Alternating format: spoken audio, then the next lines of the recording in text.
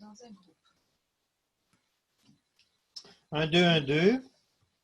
On demande Ilham. On demande Ilham. Ilham devrait se présenter immédiatement.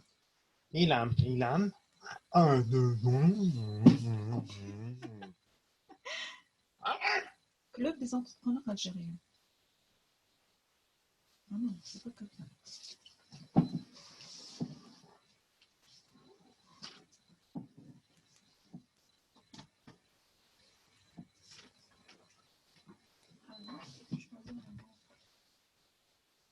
Pourquoi ça?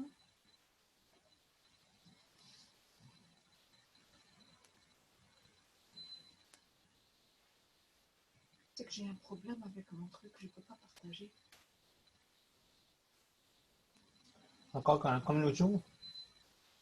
Non. Partager dans votre story. Non. Partager dans un groupe. Qui rend compte, mon horaire est devenu un peu plus serré qu'auparavant. Mais on va vous tenir au courant là-dessus. Aujourd'hui, on reçoit une personne qu'on ne se connaît pas depuis très, très longtemps, j'avoue.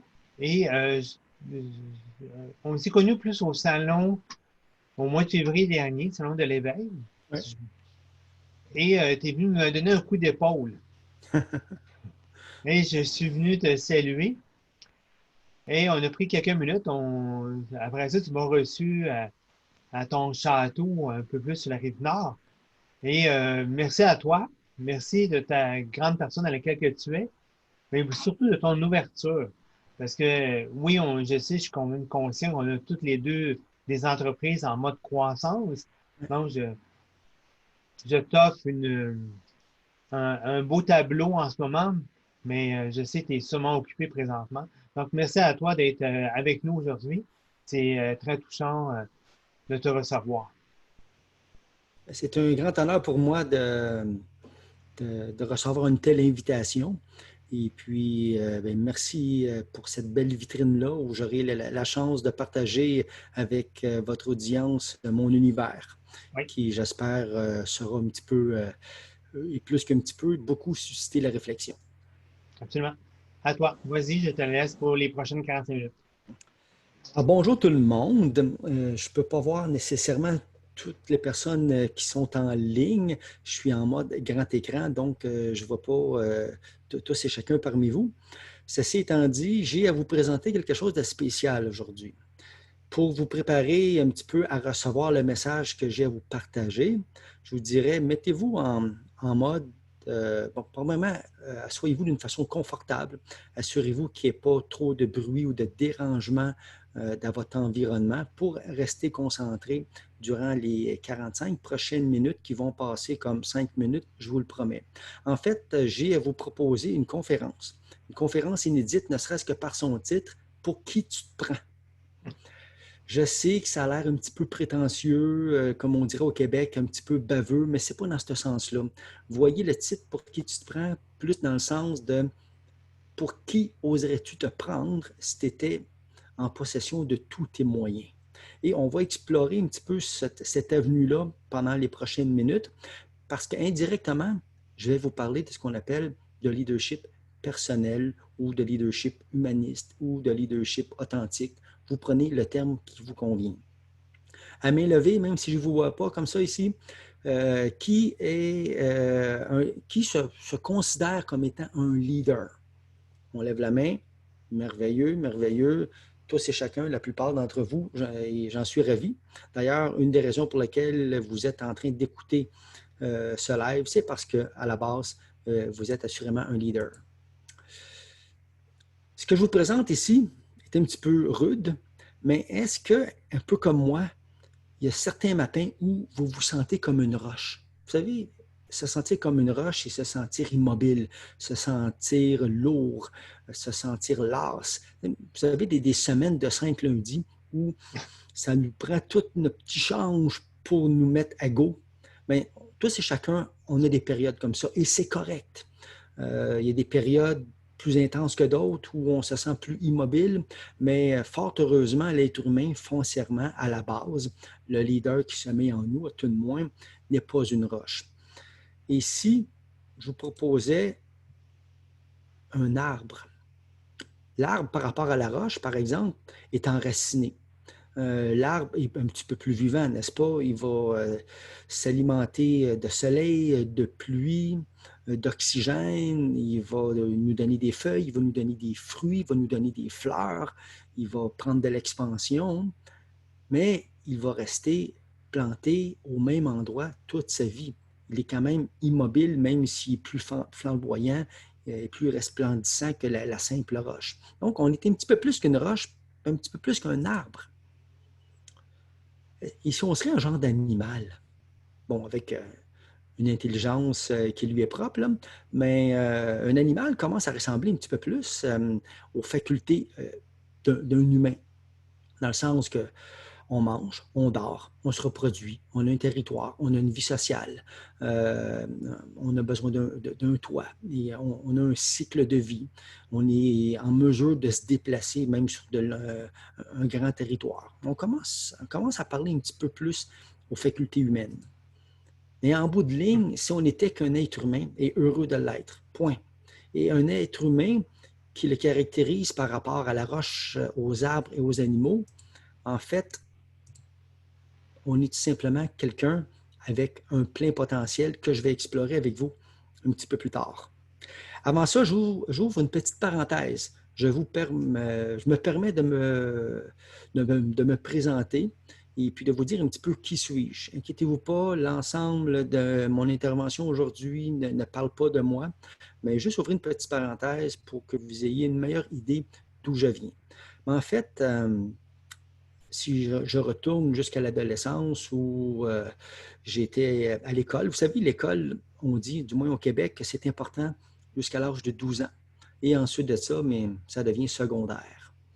Au moment où j'ai passé au secondaire, j'ai pris certaines matières plus à la légère que d'autres pour finalement pas trop savoir où me diriger et me transformer en décrocheur scolaire. En fait, il manquait certains cours pour pouvoir aller au collège qui était l'étape d'après. J'étais allé à l'école donc des décrocheurs pour mieux raccrocher, pour finalement me faire être admis au cégep en mécanique du bâtiment où je me suis fait mettre dehors un an après. Quand même pas pire, tous ces efforts-là pour rien. Après, m'a fait, oui. L'école des découvreurs que tu as été? L'école des décrocheurs, qui était l'école Marianne sur Sauvé à Montréal à l'époque. Ah, OK.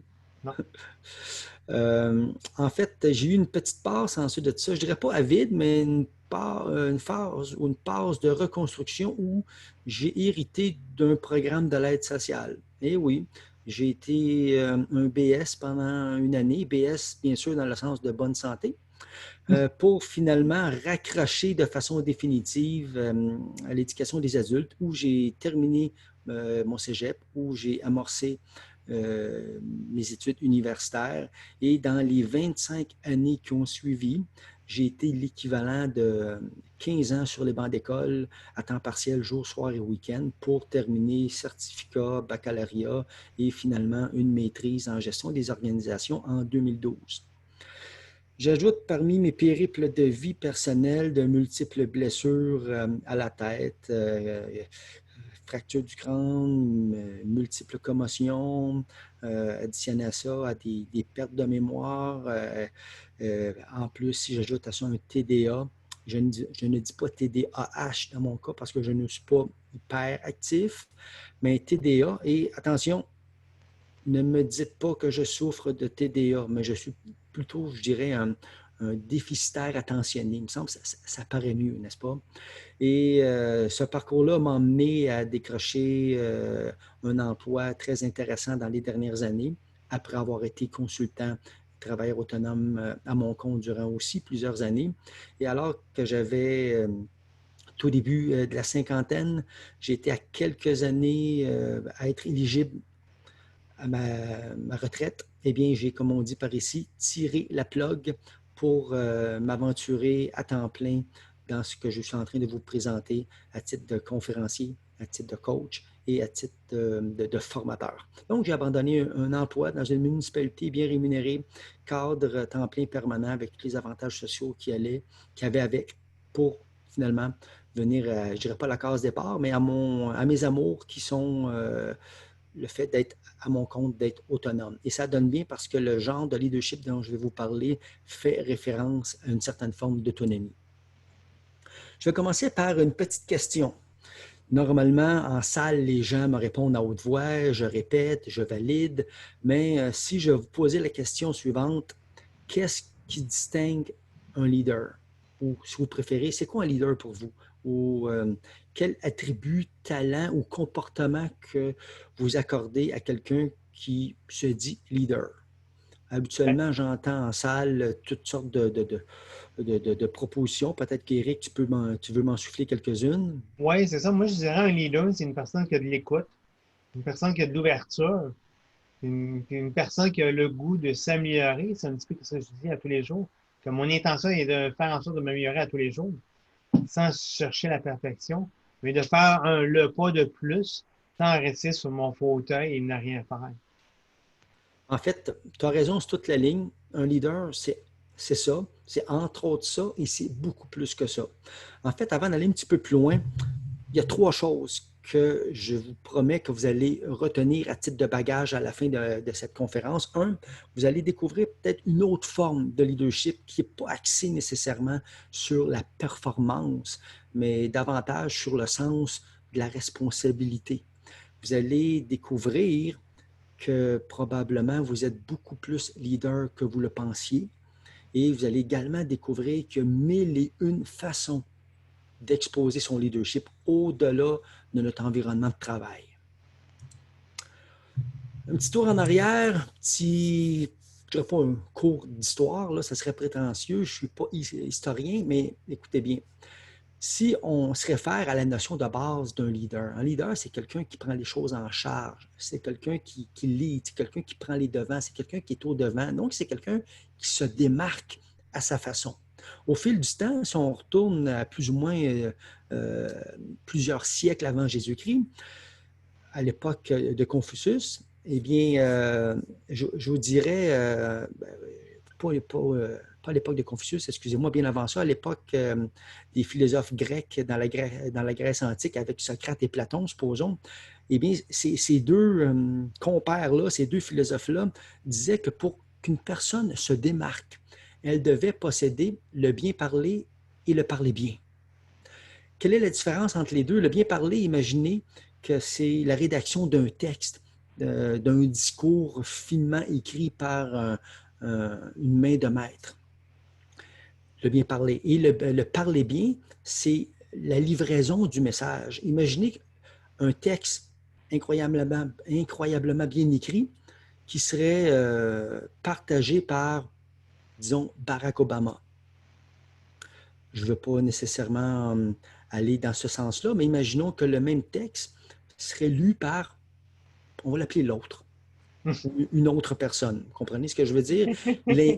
L'impact serait véritablement pas le même. Pourtant, on a le même merveilleux texte à notre disposition. Donc, le parler bien et le bien parler. Socrate et Platon faisaient cette distinction-là. Un petit peu plus tard, peut-être 800 ans après Jésus-Christ, Confucius, qui était un Chinois, qui était un philosophe, mais qui était aussi un conseiller politique, pour lui, la façon qu'une personne pouvait se démarquer était par la politique. Vous savez, un politicien, aujourd'hui, avec tout ce qu'on vit, tout ce qu'on entend, mais à la base, un politicien, c'est quelqu'un qui peut partager une idée, qui peut amener à faire évoluer une société en ayant un impact sur celle-ci pendant très, très longtemps, très longtemps. Donc, pour lui, c'était une façon très intense de se démarquer. On arrive plutôt vers le 13e siècle, où est apparu dans ce qu'on appelle aujourd'hui un dictionnaire, un genre de lexique dans lequel on donnait des définitions, le mot leader. En fait, un leader, c'est justement quelqu'un qui va, par sa façon de faire les choses, par son comportement, va inciter d'autres personnes à faire de même et à suivre la parade d'une certaine façon. Ça va être un influenceur, donc ça va être quelqu'un qui va, comme je disais tantôt, prendre les devants et être au devant.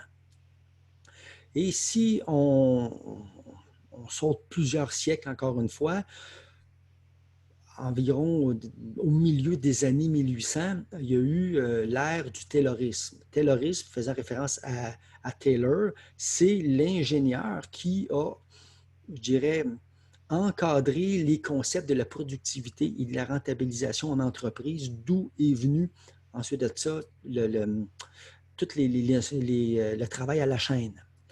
Naturellement, ça a eu un impact énorme sur la productivité au niveau matériel, mais ça a aussi eu comme impact de dévaloriser et déshumaniser les gens. En fait, à cette époque-là, la main-d'œuvre était pas manquante, n'était pas en pénurie. Et puis, c'était aussi facile de remplacer une personne que de remplacer une courroie ou un écrou qui pourrait briser sur une chaîne de montage. Donc, les gens n'étaient pas appelés nécessairement à penser, mais étaient appelés à exécuter. D'où l'expression qu'on entend encore malheureusement de nos jours, mais telle personne n'est pas payée pour penser, mais est payée pour exécuter. On ne devrait plus entendre ça, mais j'ai encore entendu ces genres de révélations-là il y a quelques années à peine, autant de la part d'un employeur envers son employé ou d'un employé envers lui-même. J'ai trouvé ça incroyable. Et aujourd'hui, on vit encore avec les vestiges de cette mentalité de leader où on avait un dominant versus un dominé, un employeur, un employé. Aujourd'hui, on travaille plus en partenariat, ce qu'on est en train de faire justement, moi et GoConnexion en ce moment. Et ramenons-nous vers les années 1940 où Abraham Maslow a mis en place la pyramide de Maslow. Vous savez, la pyramide qui illustre un petit peu les étapes de réalisation d'un être humain en passant par sa base, dormir, manger, boire, s'abriter. Ensuite de ça, les besoins de vivre en relation, les besoins de combler certaines attentes jusqu'au sommet, jusqu'au 5e palier qui est celui de se réaliser. Et en quelque part, se réaliser fait partie de la mission d'un leader. Un leader est quelqu'un qui veut se réaliser pour mieux réaliser des choses dans la vie. C'était ma parenthèse historique. J'ai maintenant un cadeau. Un cadeau sous forme de questions. Écoutez bien ça. La question est la suivante. D'après vous, est-ce qu'un leader vient au monde leader où on peut développer son leadership au fil du temps? Généralement, les avis sont partagés. Plus souvent qu'autrement, on va dire non, le leadership, ça se développe. C'est vrai. Mais en fait, je ne sais pas si vous connaissez John C. Maxwell, qui est un auteur, qui est également là, un orateur et un conférencier de renom. M. Maxwell a rédigé un ouvrage qui s'appelle « Les 21 lois irréfutables du leadership ». Sans les résumer en entier, là. En fait, une de ses conclusions va comme suit. Il considère qu'il y a à peine 10% des gens qui viennent au monde leader. Un ADN leader qu'on reconnaît même quand l'enfant est tout petit. La personne, l'enfant en question, dès qu'il même au moment où il porte une couche, on le voit aller. Il est le premier à se traîner la couche dans l'allée de la maison. Il est au-devant. On sait c'est qui mène. On sait c'est qui, je ne dirais pas le boss, mais on sait qui est dominant par sa présence. Il y a 10% des gens qui ont un ADN dominant comme ça, qui vont les rendre plus facilement que les autres un leader. Il y a 5% des gens, toujours selon M. Maxwell, qui vont développer leur leadership dans une situation critique, dans une situation d'urgence. Imaginons, on est assis en ce moment dans notre cuisine, dans notre salon, dans notre sous-sol, et on entend le bruit d'une bombe à l'extérieur. Tous et chacun allons réagir d'une façon différente. Certains d'entre vous, alors que vous ne saviez même pas, aller réagir d'une manière à prendre les choses en charge, à s'assurer d'appeler le 911, à voir s'il n'y a pas des blessés, à secourir peut-être quelqu'un, à sécuriser une zone. Peut-être que vous n'aviez jamais fait ça avant et suite à un événement critique, vous vous êtes transformé en leader et vous ne le saviez même pas. Donc, il y a 5% des gens qui vont devenir leader suite à un événement semblable. Mais la plupart d'entre nous, 85% plus précisément d'entre nous, allons développer son leadership en s'inspirant du leadership d'un autre. C'est pour ça qu'on dit qu'un bon leader est un bon fabricant de leaders. Une des conclusions d'une étude par la MIT, à l'Université d'Harvard, dit à peu près ceci. Un bon leader est quelqu'un qui rend une autre personne meilleure en sa présence, mais qui facilite à cette personne-là de devenir également une meilleure personne en son absence. Donc, c'est un fabricant de leader. Et ainsi de suite. Un leader s'inspire d'un autre et d'un autre et d'un autre. Qui, à main levée, n'a pas dans son entourage, n'a pas eu dans son entourage quelqu'un qui l'a inspiré dans le passé, un professeur, un ami, un homme d'affaires, un parent, un voisin, etc., etc., ne serait-ce que de par son geste, de par son comportement, de par une parole, de par un coup de pouce, de par un exemple. On en a tous comme ça. Donc, on s'est inspiré de ces gens-là pour, à notre tour, devenir ou développer notre propre leadership. Le leader n'est pas différent des autres. Le leader possède certaines facultés, mais je dirais que ce qui le distingue par rapport à monsieur, madame, tout le monde, c'est qu'il en est peut-être un petit peu plus conscient. Quand on est jeune, on vit au monde sans jugement. On explore la vie sans nécessairement tomber dans le jugement gratuit. Et on ne se pose pas la question, on voit quelqu'un qui a besoin d'aide, on lui tend la main. On voit les deux enfants ici, qui ne sont pas nécessairement des petits frères. Tu as besoin d'aide, tu es perdu, tu pleures, je te tends la main. On n'est pas en train de se demander, écoute, je vais t'offrir mon aide dans la mesure où tes parents conduisent une voiture de marque, dans la mesure où tu vas à l'école privée, dans la mesure où tu as un statut social élevé. Non, on ne se pose pas la question. Peu importe qui tu es, je te tends la main, tu as besoin d'aide au moment présent. Et on explore la vie et à un moment donné, on devient quelqu'un qui va aller chercher les connaissances qu'il n'a pas à travers des connaissances des autres, à travers les connaissances d'un système qu'on appelle l'éducation, qui est très bien en soi, mais entendons-nous bien, l'éducation est là pour nous transférer ce que les autres savent ou prétendent savoir. Au fil du temps, on nous apprend quoi penser et plus on évolue dans notre auto-apprentissage, on apprend à penser par soi-même. Et le leader est quelqu'un qui apprend à penser par lui-même. Il va aller récolter toute l'information à sa disposition. Il va en faire une certaine analyse, il va prendre les pour et les contre, il va balancer tout ça et il va se faire sa propre opinion à partir de l'information retenue des autres. Mais il ne va pas nécessairement répéter ce que les autres lui ont dit, tout simplement. Vous savez ce qu'on dit de la connaissance? On dit que l'ignorance commence là où une personne pense tout savoir. À partir du moment où tu penses savoir quelque chose, ben, tu laisses la place à l'ignorance parce qu'il y a tellement de choses que tu ne sais pas, que, en fait, en agissant ici, tu te fermes les portes, tu te fermes toute la possibilité d'enrichir ton monde de connaissances que tu n'as pas. Wow, c'est vraiment intéressant.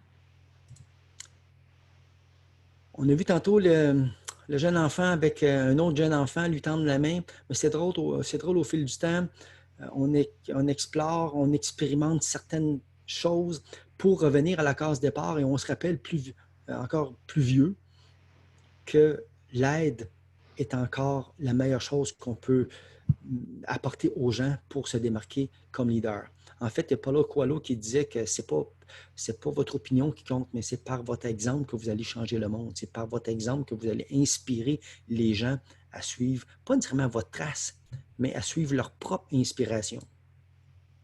On cite souvent c'est le cas de le dire, on cite souvent des citations de gens connus, mais il y a des gens moins connus pour leurs citations, plus connus pour des arguments frappants, tel Mohamed Ali, un grand boxeur de plusieurs décennies.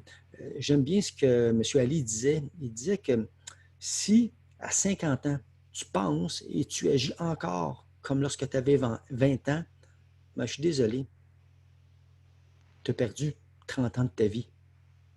Tout ça pour dire qu'un être humain, un leader, par sur quoi, ne peut pas ne pas évoluer. Et on évolue de quelle façon? On évolue en s'enrichissant. Et les connaissances qu'on n'a pas, les autres autour de nous les ont. Moi, en ligne, Eric, il y a plein de choses que tu connais que je ne connais pas. Si je jase avec toi pendant une demi-heure, je m'enrichis. Si je jase avec un autre collègue sur un autre, c'est finalement en ouvrant ses horizons qu'on va chercher de l'information qu'on n'a pas, mais que les autres ont. Donc, on ne peut pas ne pas évoluer. Jeu d'association. Normalement, quand je suis en salle, c'est là que je demande la participation active des gens. Le jeu d'association est le suivant. Je vais vous montrer une série d'images ou de photos sans titre. Et vous allez, dans votre tête, vous imaginer à quoi ça vous fait penser. Quel lien y a-t-il entre l'image que je vais vous présenter et un leader ou le leadership? On se réchauffe, on en fait une ensemble. La première. Je vous laisse réfléchir. En quoi cette allumette, parmi tant d'autres, peut vous faire penser au leadership? Normalement, on donne plein de réponses. Moi, je dirais à l'éclairage. L'éclairage, effectivement. Est-ce qu'il y aurait d'autres choses? L'ouverture. Une ouverture. Clarté. Clarté. Merci, Eric. Toutes des bonnes réponses. Mais qu'est-ce que vous diriez d'inspirer son entourage? L'allumette là, qui brûle, tantôt, elles vont toutes brûler autour. On a inspiré notre allumage. J'aurais préféré une photo telle, une image telle une chandelle, parce que la chandelle qui met le feu aux autres bougies qui l'entourent ne perd pas sa flamme. Elle ne fait que la partager. Et tout le monde ensemble génère un éclairage à ce moment-là encore plus grand. Donc, inspirer son entourage. Et tout au long des images que je vous présente, je vous mets au défi de vous mettre dans une position où, en vous demandant, est-ce qu'il y a un épisode dans ma vie où j'ai été inspirant pour quelqu'un? Je suis persuadé que oui. Ah oui. C'est arrivé au moins une dizaine de fois à tous et chacun. Mais à chaque fois, vous avez été un leader. Vous avez inspiré quelqu'un d'autre à générer leur propre inspiration. Ici, je vous laisse quelques secondes pour réfléchir en quoi cette image vous fait penser au leadership. Moi, c'est oser, dépasser nos limites, d'aller plus loin, puis faire en sorte de grandir. Toutes des bonnes nouvelles, toutes des bonnes réponses, toutes des bonnes perspectives. En fait, le leader n'a pas besoin d'approbation. Il s'est dit, j'y vais. Oui, il va aller chercher l'information pour être sûr de sauter avec un parachute. Oui, il va s'assurer que celui qui a pacté son parachute le fait selon les règles de l'art, qu'il avait les qualifications pour le faire, etc., etc. Oui, il va ouvrir son parachute à une certaine altitude, mais s'il a dans l'idée de faire un saut en parachute, il n'y a personne qui va l'en empêcher. Il n'attendra pas l'approbation d'un tel ou d'une telle pour dire « OK, tu peux y aller ». Non, je vous informe que je vais faire un saut en parachute. Un leader n'attend pas l'approbation. Il se dit « J'ai envie de faire ça et je le fais ». Dans votre vie, encore une fois, combien de choses vous avez décidé de faire, même s'il y avait des gens qui vous auraient peut-être conseillé le contraire et que ça vous a réussi, bien sûr. Mais à chaque fois que vous l'avez fait, vous avez fait preuve d'audace, vous avez été un leader. Ici, ça vous fait penser à quoi? De bien placer notre évolution, notre croissance.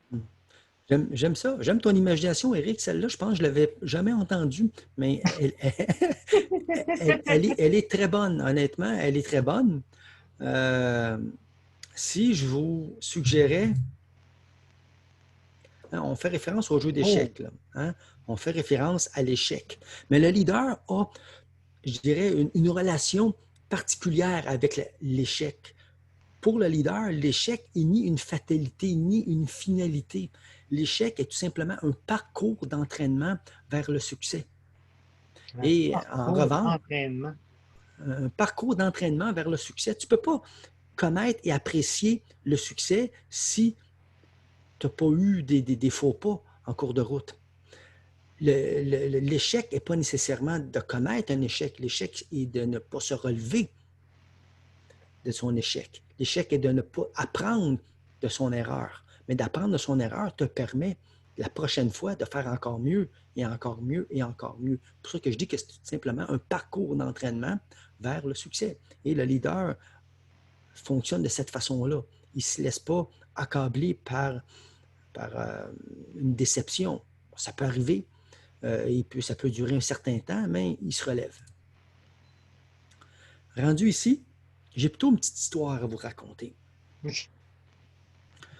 Imaginez-vous devant un lac avec le meilleur de vos amis en train de siroter une bière, un café, une tisane, une coupe de vin. Utilisez le liquide alcoolisé ou pas que vous voulez et vous êtes en train de discuter avec votre meilleur ami. Et à côté de lui se trouve son chien. On va l'appeler Rex. On va l'appeler Rex. Et ça m'est arrivé pas plus tard qu'il y a 2 ans, alors que j'étais au Saguenay-Lac-Saint-Jean, le long du lac, assis sur le balcon arrière, vue sur le lac, en regardant le coucher du soleil, en train de jaser avec mon ami. Puis à un moment donné, son chien se met à aboyer. Je me tourne, je demande à mon ami Pierre. Je dis, Pierre, je dis, pourquoi ton chien aboie comme ça? Moi, il me répond, écoute, fais-toi-en pas, c'est parce qu'en ce moment, il est assis au même endroit que d'habitude, et puis ça lui arrive souvent. Pas clair comme réponse, mais ça reste de même. C'est quand même pas important. Mais quelques minutes après, Rex se met encore à aboyer, mais d'une façon un petit peu plus intense, je te dirais. Je lui repose la question. Je dis, Pierre, non, il y a quelque chose qui se passe avec ton chien. Dis-moi exactement qu'est-ce qui se passe. Non, il dit, je te l'ai dit tantôt. Il est assis toujours à la même place. Il ne change jamais ses habitudes. Et puis, il fait tout le temps ça. C'est normal. Dans ma tête, c'est pas normal. En effet, 5 minutes après, le chien se met à aboyer, mais cette fois-ci, de façon vraiment intensive, de façon douloureuse. Je me dis non. Là, il y a vraiment quelque chose qui se passe. Veux-tu me dire exactement ce qui se passe avec ton chien? Pierre prend un grand respire, il me regarde, il me dit OK, je vais te le dire. Il dit, vois-tu, en ce moment, Rex est assis sur un clou. Il dit, ça lui fait mal, mais pas encore assez mal pour se tasser. Pas assez mal pour se lever. Pas assez mal pour changer de place.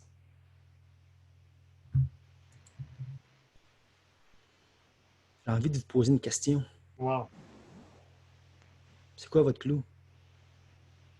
Sur quoi vous êtes assis en ce moment? Vous comprendrez, c'est une image. Dans quelle situation inconfortable qui ne vous convient pas, qui ne vous convient plus, qui vous stresse, qui vous rend pas justice, qui vous dénature, dans lesquelles vous persistez à rester? Je ne dis pas que la solution, c'est de s'enfuir, mais au moins se poser la question, pourquoi qu'il en est ainsi et depuis combien de temps qu'il en est ainsi et quoi faire pour améliorer la situation? Quel est votre clou? Puis si vous n'en avez pas en ce moment, profitez-en, c'est temporaire. Un jour ou l'autre, on a tous un clou, on a tous une situation qui ne nous convient pas, dans laquelle on a à passer et composer avec. Mais se poser la question, le leader se pose la question. Le leader ne subit pas, du moins pas de façon éternelle. À un moment donné, il va se positionner et il va dire, wow, qu'en est-il? Qu'est-ce que je peux faire pour changer la situation? Quel est votre clou? Pensez-y. On revient aux images. À part du fait que le jeune va probablement se casser le cou à son atterrissage, en quoi celle-ci nous fait penser à un leader?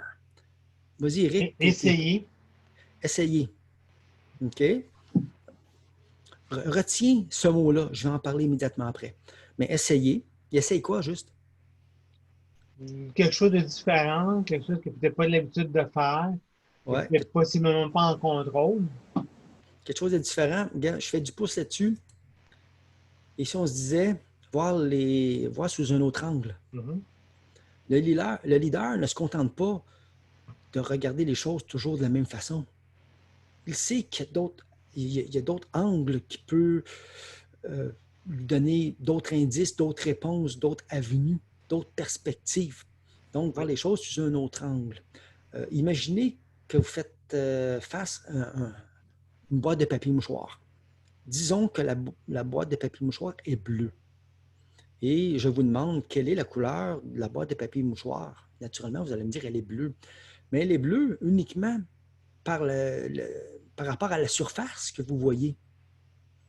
Mais la boîte de Kleenex, la boîte de papier mouchoir, a un côté, l'autre côté, de chaque côté, le dessus et en dessous. Si on tourne la boîte, peut-être que chacune de ces faces est d'une couleur différente. Mais si tu ne bouges pas et que tu regardes et que tu analyses les choses toujours du même angle, tu vas toujours tomber aux mêmes conclusions et aux mêmes réponses. Donc, le leader ne se contente pas de faire du surplace. Il va faire un 360 degrés de la situation pour trouver toutes les réponses inimaginables. Et j'aimerais revenir sur le mot que tu disais tantôt. Essayez. Éric, essayez. Essayez de ne plus dire ça. Je vous dis pourquoi. Allez voir dans le dictionnaire. Essayer, par définition, veut dire quelque chose qui ressemble à peu près à ceci. C'est une tentative, c'est une intention de réaliser quelque chose sans vraiment s'attendre à ce que ça fonctionne. Versus dire « je fais ». Quand tu dis « je fais », il y a un engagement qui vient avec. Quand tu dis « je fais », tu es convaincu, tu es convaincant. Mais quand tu dis « j'essaie », quand je suis en salle, écoutez bien ceci, il y a parfois 50, 100, 200 personnes assises et je leur demande « écoutez bien mes consignes » et je vous demande tout simplement de faire exactement ce que je vous demande. Je demande aux gens « levez-vous présentement, levez-vous tous ». La plupart des gens se lèvent. Je leur demande « asseyez-vous tous ». La plupart des gens s'assoient. Pour être bien certain que les gens ont bien compris ma consigne, je leur demande une deuxième fois. Maintenant, encore une fois, levez-vous tous. Encore plus de gens se lèvent.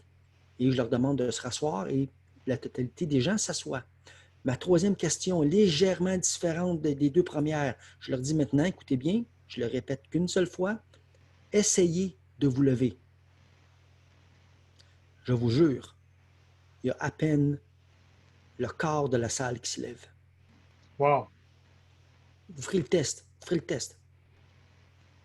Pourquoi? J'ai dit essayer. J'ai ajouté un mot. Le mot essayer vient avec les racines du doute. Le mot essayer vient avec les racines, je dirais, qu'est-ce que je pourrais bien dire comme synonyme? Une certaine forme de crainte. Si tu essaies, tu n'es pas certain. Et d'après toi, est-ce que tu as plus de chances de réussir les choses si tu es dans un esprit de doute et de crainte versus dans un esprit de conviction? Donc, le leader n'essaie pas. Le leader, il le fait.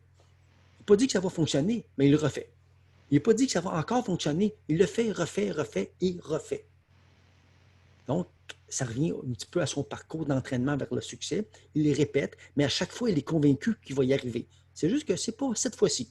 C'est peut-être la prochaine fois. Voir les choses sous un autre angle. Oh, on a le petit chiot appartenant à Rex de tantôt. Rex, on va l'appeler Roxy, ce petit chien-là. Il est dans sa tasse, il les regarde au loin. D'après vous, qu'est-ce qu'il se dit? Et quel est le lien avec le leadership, encore une fois? Selon moi, ce que je ressens, c'est qu'il regarde plus loin pour sortir de sa zone. Le mot zone est intéressant. Sortir de sa zone de confort. Il est confortable, il est en sécurité, là, hein? Il est emmuré, il est entouré, mais ça demande, oh, si je vais au loin, au bout de la cour, là-bas, là, c'est quoi les dangers que le terrain, à quel danger je vais m'exposer, autrement dit?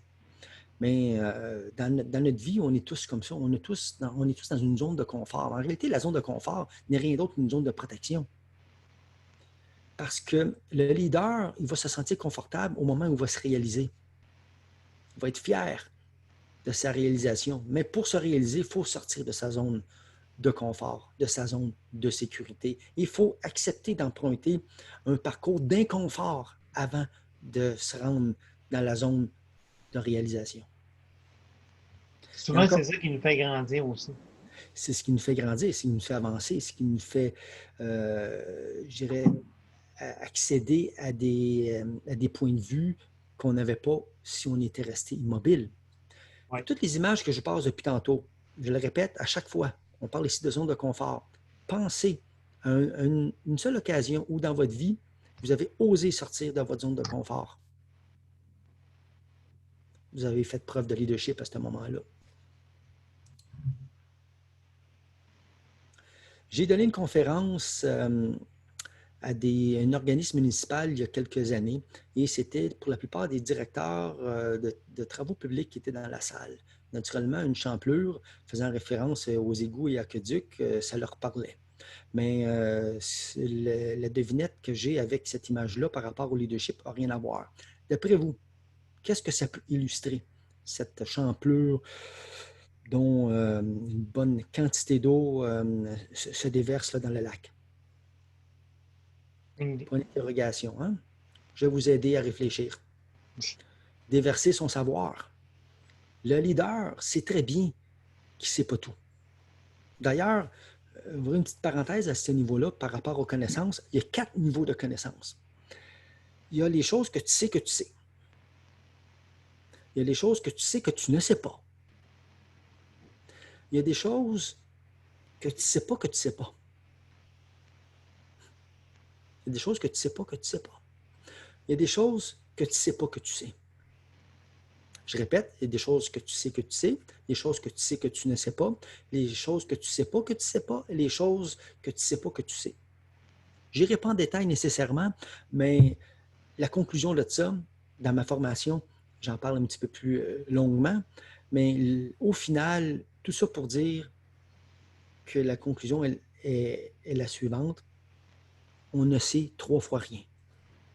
Peu importe les connaissances ultra détaillées que tu peux avoir sur un sujet, en général, par rapport à l'immensité des connaissances, une personne ne sait rien.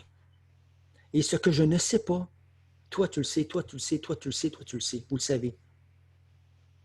Le leader, donc, comme je disais tantôt, va aller vers l'autre pour s'enrichir des connaissances des autres, pour finalement alimenter son bagage de connaissances personnelles, mais à son tour, ce bagage de connaissances-là, il ne le garde pas pour lui, il le disperse, il en fait profiter à d'autres personnes. C'est un petit peu comme avoir une bibliothèque avec 100 000 livres, mais si personne lit les livres, mais ce n'est que des décorations de livres sur une tablette. Donc, partager. Le leader n'a pas peur de partager son savoir. Le leader, pour accélérer un petit peu, Ça arrive au bon moment. Il fait plus 49 ici comme température.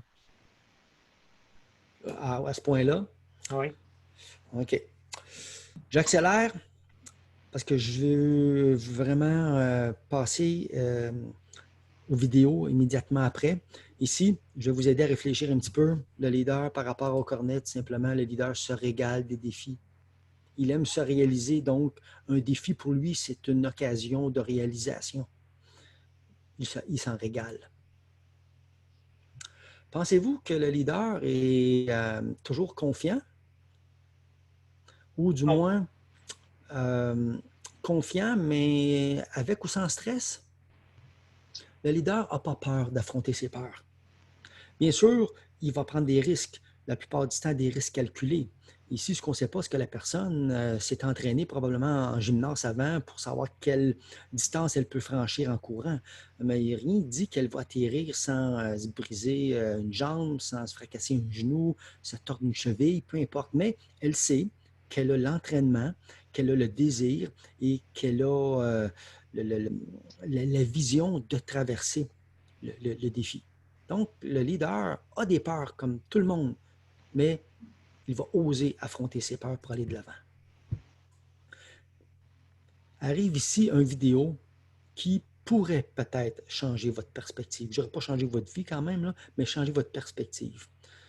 Je réitère mon invitation de tantôt. Mettez-vous dans un environnement confortable. Tamisez ou fermez les lumières. Assurez-vous qu'il n'y ait pas de bruit autour de vous et concentrez-vous sur la vidéo qui suit.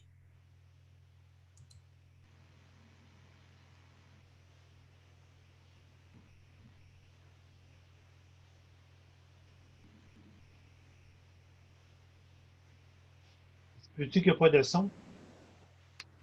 Vous n'entendez pas le son? Non, il n'y a aucun son. Écoutez l'image seulement. Vous allez comprendre.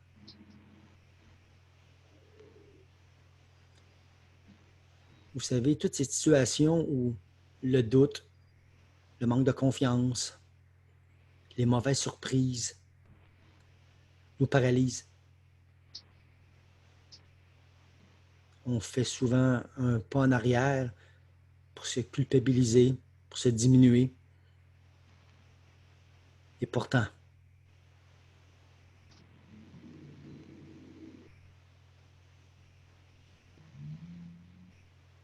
et si on osait, et si on fonçait, et si on s'affirmait,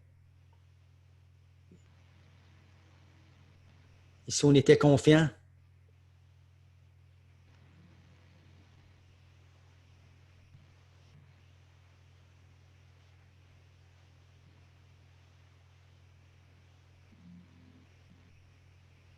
et si tes peurs étaient imaginaires. Wow. Le leader le sait très bien, mais il va trouver la force, les moyens, les ressources, l'aide, l'entraide pour passer par-dessus. Je vous amène donc à ma conclusion, à savoir si vous êtes ce qu'on appelle un leader responsable. Est-ce que vous êtes le leader de votre vie? Parce qu'un leader, avant d'être un leader au travail, il est d'abord le leader de sa vie. Parce que la vie a 24 heures. Hein? On en dort 8. Généralement, on en travaille plus ou moins 8, mais il en reste 8 vacants. Là. 8 heures où on peut faire émerger notre leadership sans nécessairement être dans un parcours de performance pour impressionner un patron, un partenaire, un employé ou quoi que ce soit. On est dans notre vie. Être leader dans sa vie, c'est être leader dans tous les départements de sa vie. Oui, au travail, mais dans sa vie sociale, dans sa vie amoureuse, par rapport à ses finances, par rapport à, en fait, tous les départements de ta vie, prendre charge, être au-devant de nos actions pour contrôler la situation et améliorer surtout la situation dans tous les départements de notre vie. Alors, es-tu le leader de ta vie? Eh bien oui, si tu te sens responsable de tes choix. Tu fais des choix et tu les réalises, tu les fais. Du moins, tu prends les moyens pour les mettre en application. Tu es le leader de ta vie si tu passes plus souvent qu'autrement à l'action sans approbation. Go, j'y vais. Vas-y. T'attends quoi? Tu es le leader de ta vie si tu es inspirant et tu donnes l'exemple par ton inspiration. Tu es le leader de ta vie si tu sors régulièrement de ta zone de confort. On ne peut pas toujours, mais de temps en temps. Tu es le leader de ta vie si tu es en harmonie avec tes passions. La passion, c'est quelque chose qui t'anime au-delà de la raison. C'est quelque chose qui te drive, qui te donne, je dirais, toute cette énergie de faire quelque chose qui, après ma barre, semblait peut-être inaccessible. Tu es le leader de ta vie si tu n'hésites pas à donner au suivant. Tu es le leader de ta vie si tu veux comprendre et non pas avoir raison. Mais pour comprendre, il faut que tu augmentes, il faut que tu enrichisses tes connaissances. Alors, ouvre ton esprit. D'ailleurs, tu es un leader de ta vie si tu as l'esprit ouvert. Ici, je n'entends pas une fracture du crâne, bien sûr. Hein? S'ouvrir à d'autres perspectives, etc., etc. La liste pourrait être très, très longue. Alors, je te mets au défi de déterminer selon une des photos ou pour chacune des photos que je vous ai partagées, quel moment dans votre vie où vous avez exprimé votre leadership responsable dans des situations semblables. Vous vous souvenez, au début de la rencontre, je vous ai dit que vous allez retenir 3 choses. 1, vous allez découvrir une autre forme de leadership qui se démarque d'une recherche de performance. Deuxièmement, je vous ai dit que vous allez découvrir 1001 autres façons de mettre en valeur son leadership. Et je vous ai dit que vous allez réaliser que vous êtes pas mal plus leader que vous le pensiez. Et sans même vous connaître, j'en suis persuadé. Continuez, vous êtes sur la bonne voie, parce qu'en quelque part, on a tous un leader qui sommeille en nous. Ça fait quelque chose comme 45 minutes pile à peu près, Eric? Oui, c'est exactement ça. 47. 48 minutes, j'ai ajouté les taxes, ça a fait quelques minutes de plus. Ceci étant dit, c'est dans un format 45 minutes, qui est un format quand même accéléré, où j'ai eu l'opportunité, l'honneur, grâce à l'invitation d'Éric Ego Connexion, de vous présenter mon univers. Je souhaite seulement que les perspectives ou les prises de conscience ou des réflexions que ça vous a emmené va vous apporter un élément, un outil ou une énergie supplémentaire pour, à votre tour, vous réaliser dans le sens de vos propres inspirations ou aspirations. Sur ce, je vous souhaite une belle fin de journée et allez mettre à l'épreuve votre leadership. Il y a des gens qui n'attendent que ça. J'aimerais te dire merci, Alain. Merci pour la personne que tu es. Merci énormément. Pour moi, c'est plus fort intéressant. Je ne veux pas dire que je suis un excellent leader. J'ai fait tout en sorte de m'améliorer de jour en jour. Merci d'avoir été présent. Merci pour tout. Je pense qu'on va se parler très bientôt. J'ai déjà des petites idées à te proposer. Une magnifique Absolument. journée. Bien, merci Merci à beaucoup. toi. Merci à ta famille. Bonjour à tous. Au plaisir.